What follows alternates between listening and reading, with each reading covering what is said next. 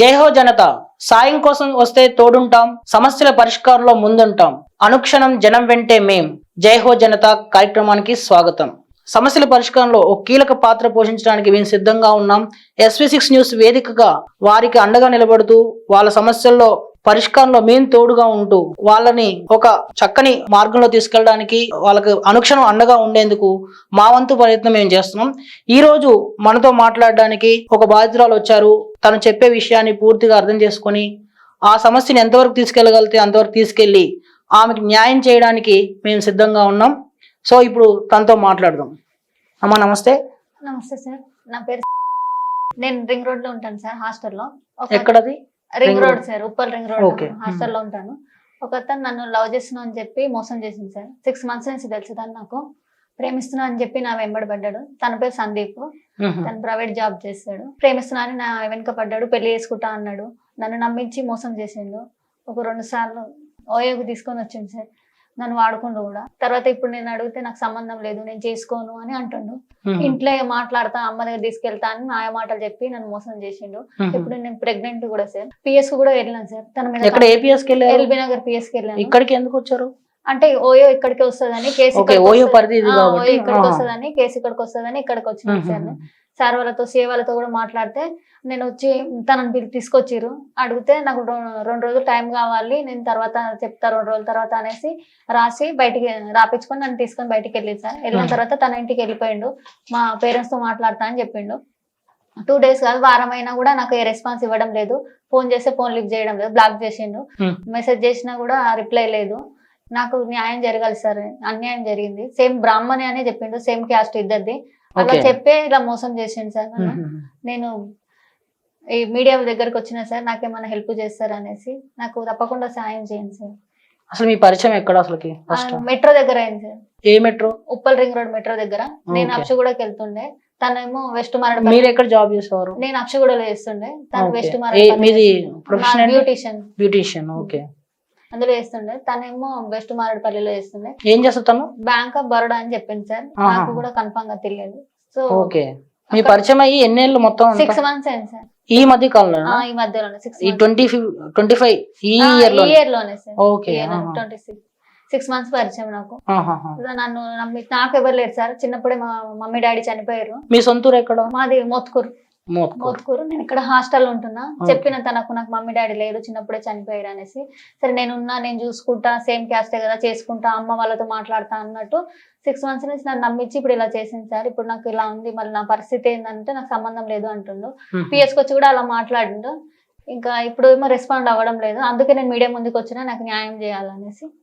న్యాయం చేస్తారని కోరుకుంటున్నాను సార్. మీరు అందరూ కలిసి నాకు సాయం చేయండి సార్ తప్పకుండా. ఓకే.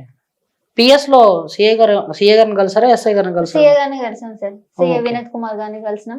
సార్ తో కూడా మాట్లాడితే సార్ అడిగి చేసుకోవాలి, మళ్ళీ ఎట్లుంది అమ్మాయికి అని చెప్తే, సార్ మా వాళ్ళతో మాట్లాడతాను, టైం కావాలి 2 రోజులు అని చెప్పి రాసుకొని మళ్ళీ వచ్చి కలుస్తాం అనేసి వెళ్ళిపోయింది. ఇంకా అప్పటి నుంచి రెస్పాండ్ లేదు సార్. నేను అడిగిన ఆల్రెడీ, అడిగితేమో నేను మాట్లాడలేదు, మాట్లాడతా అంటుండు కానీ ఏం మాట్లాడడం లేదు, రెస్పాండ్ అవ్వడం లేదు సార్. నాకు మీ ఇద్దరికి పరిచయం ఉన్నట్టుగా మీ ఇద్దరికి కాకుండా ఇంకెవరైనా ఉన్నారా? Third person? లేదు లేదు, ఎవరు లేరు. ఎవరికి తెలియదు? 6 months కాబట్టి ఎవరికి తెలియదు. సో పరిచయం అయినప్పుడే ఎవరికి ఏమి చెప్పుకోవద్దు అన్నట్టు అన్నాం. నేను నాకు పరిస్థితి ఇదని తనకు ముందే చెప్పిన. అన్ని తెలిసి కూడా ఇలా చేస్తే, ఇట్లా ఎవరు లేని వాళ్ళ జీవితాలను నాశనం చేస్తే ఎట్లా సార్? ఎంతమంది జీవితాలను చేసిండు. ఇంకా తను ఇలా నాకు నా తరపున ఎవరైనా ఉంటే గట్టిగా అడిగేటోళ్ళు. నా తరపున ఎవరు లేరు కాబట్టి నేను మీడియాకి వచ్చిన సార్, నాకు ఏమైనా హెల్ప్ చేయాలనేసి. సో నాకు తప్పకుండా హెల్ప్ చేస్తారని నేను ఆశిస్తున్నాను సార్. తనతో అంటే ఫోన్ లో మాట్లాడినవి అది మొబైల్ పగిలింది. నేను కొంచెం నన్ను బ్లాక్ చేసినప్పుడు నేను సూసైడ్ అటెంప్ట్ చేసిన. సో అప్పుడు నా మొబైల్ గిట్ అన్ని పగలగొట్టారు ఫ్రెండ్స్. అది సార్ జరిగింది. ఫోన్ నెంబర్స్ ఏమైనా ఉన్నాయి వాళ్ళు మాట్లాడడానికి మీ దగ్గర?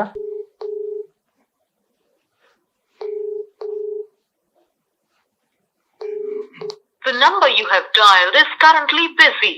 Please try later. ఇది వాళ్ళ బ్రదర్ నెంబరు. మనం ట్రై చేసాం ఒకసారి తనతో మాట్లాడదామని. ఎవరైతే బాధ్యతలు వచ్చిందో, ఎవరైతే మోసం చేశారు అనుకున్నారో, సో ఇంకో నెంబర్ ట్రై చేద్దాం. వాళ్ళ ఫ్యామిలీ మెంబర్స్ తో మాట్లాడడానికి చూస్తున్నాం ఇప్పుడు మేము. ఇప్పుడు వాళ్ళ బ్రదర్ చరణ్ చేస్తే తను కాల్ లిఫ్ట్ చేయలేదు. సో ఇంకొక నెంబర్ ఏదైనా ట్రై చేద్దాం. ఇంకో నెంబర్ ఉందమ్మా, అతని నెంబర్ చెప్పండి.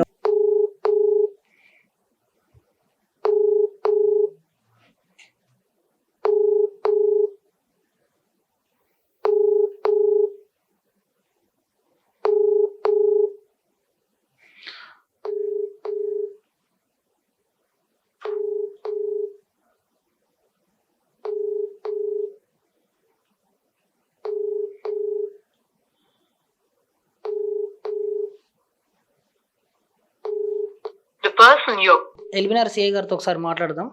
అసలు ఈ బాధ్యతలకు సంబంధించి అసలు తను ఏం చెప్తారో చూద్దాం ఒకసారి. గుడ్ ఆఫ్టర్నూన్ ఇన్స్పెక్టర్ ఎల్బినార్ అండి. సార్ నా పేరు Satish Kumar sir, SV6 news నుంచి మాట్లాడుతున్నాను నేను. సార్ చెప్పండి. మన దగ్గరికి బాధితురాలు వచ్చింది సార్. తను ఒక వ్యక్తి చేతిలో మోసపోయని చెప్పేసి తను చెప్తుంది. మన స్టేషన్లో కూడా ఫిర్యాదు చేసినట్టుగా తను పేర్కొంది. సో ఆ విషయం మీద కొద్దిగా మీరు అంటే ఎలాంటి యాక్షన్ తీసుకుంటున్నారు కొద్దిగా చెప్తారా? yes, అవును అది వచ్చిందండి. అవును ఒక 10 days back 1 week 10 days back వచ్చింది. అవును సార్ వచ్చింది, కంప్లైంట్ ఇచ్చింది. ఒక అబ్బాయిని లవ్ చేశాను, సేమ్ క్యాస్ట్. అవును సార్. బట్ అబ్బాయి ఇప్పుడు నన్ను అవాయిడ్ చేస్తున్నాడు, ఫోన్ స్విచ్ ఆఫ్ చేసుకున్నాడు, ఎక్కడికి వెళ్ళాడో తెలియదు. సార్ నా ఫోన్ బ్లాక్ లో పెట్టిందని చెప్పింది. Okay sir. సార్ మన తరపు నుంచి అంటే స్టేషన్ నుంచి ఎలాంటి యాక్షన్ తీసుకున్నారు సార్?